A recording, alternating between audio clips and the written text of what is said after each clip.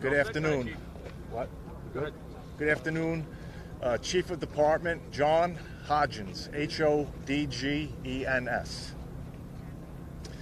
We received a call for a fire in this warehouse about 10:37 this morning. Arrived quickly to a large volume of fire on arrival.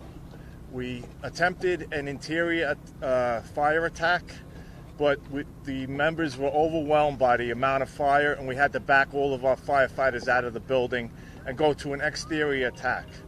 We have 3 marine fire boats here that are putting a lot of water onto this fire.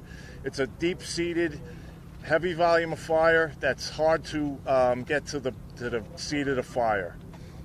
We also are using our drones in the air to pinpoint where we have the fire, so we can move around the boats to extinguish all of the fire that's possible.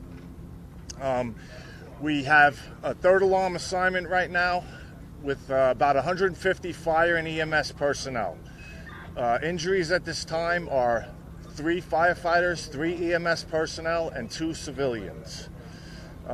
These fires are, this fire is probably going to go on for a few days by the time we're able to fully extinguish it and get inside, possibly to, get to the deep-seated areas.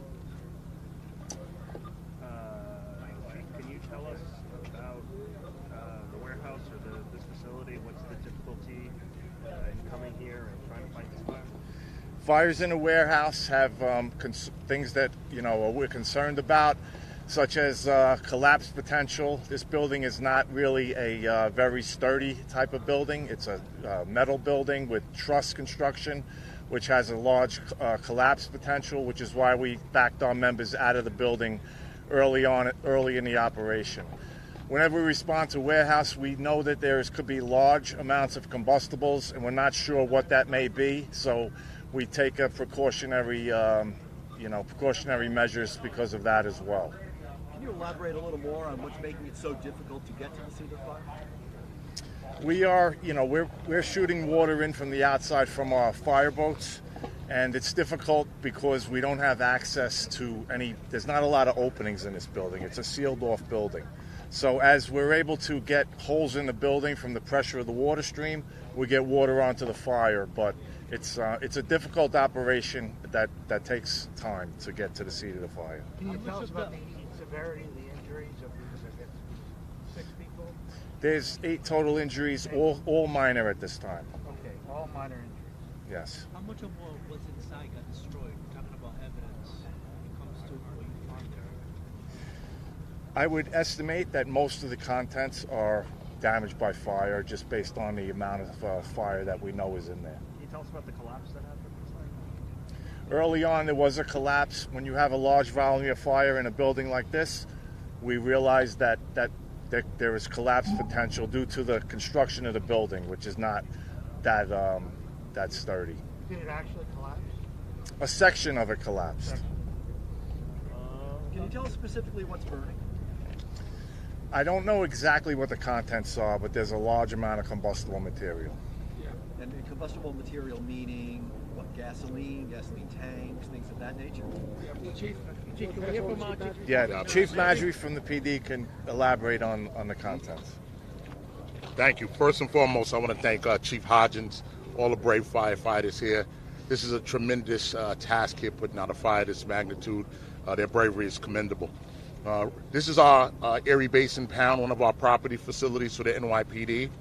And what we have here, what's stored here in particular, is we have a lot of biological evidence that's here. We also have some e-bikes, motor vehicles, and we do have a few historic vehicles as well. So we don't know the severity of the damage inside. First, we have to let the fire department take care of business and put this fire out and make it safe. And once it's safe, the fire marshals, along with our arson and explosion squad, will go in there. They'll start to look and understand what the cause of the fire is. And then, of course, our property specialists will be able to go in there and see what's damaged and what could be salvaged. Chief, what do you know about sort of the beginning of this? Like, I guess you're people. Ma, start over. I didn't hear you. I have two questions going at one time. What do you know about sort of like what happened here? Like, you have officers are stationed here. What did they tell you? What I was informed of right now is we have about 14 members of the service who work here, and we did have some outside contractors here, about 6 contractors. The contractors went into the warehouse to start performing their task, and they observed a fire at on a certain levels. It wasn't a ground level that they could see. It was up kind of like on the shelves. They saw the fire. They alerted the police department personnel inside. Everyone backed out. FD was alerted. So for right now, we don't know too much about it, and this will be an active investigation. There's about 300 to 500 e-bikes inside there. We don't have we will have an accurate count later on in the course of the day and during the course of the investigation.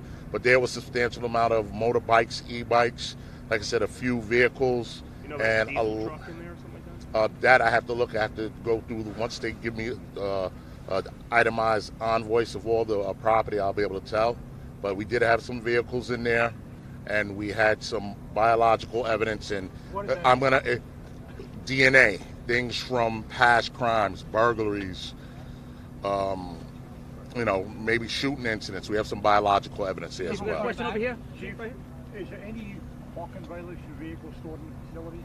That I'm not aware of. That'll be part of the investigation. We'll have an itemized, detailed list of everything that was in This there. is an evidence facility. It's mostly evidence, like not like come and pick up your car because they're just towed. It's mainly evidence. It's mainly evidence, but we store other things there as well. But the main purpose is to store evidence. Chief, Hold on. Some question of surface, Chief, is whether rape kits were stored there. Can you address that for us? The rape kits are not stored here. Okay. All right, guys, we got time. One more. Last question right here. The evidence goes back a long time, 20, 30 years. Some of the evidence was also from Sandy, property from Sandy as well. All right, thank you, everyone. Would you say it's a big loss, Chief? Absolutely, of course. So this is one of our property facilities. It's a very serious and damaging fire. We won't really know the magnitude of what was destroyed in there until we have an opportunity to look at the invoice and see what was in there, and then see what we can salvage, and then we'll go from there.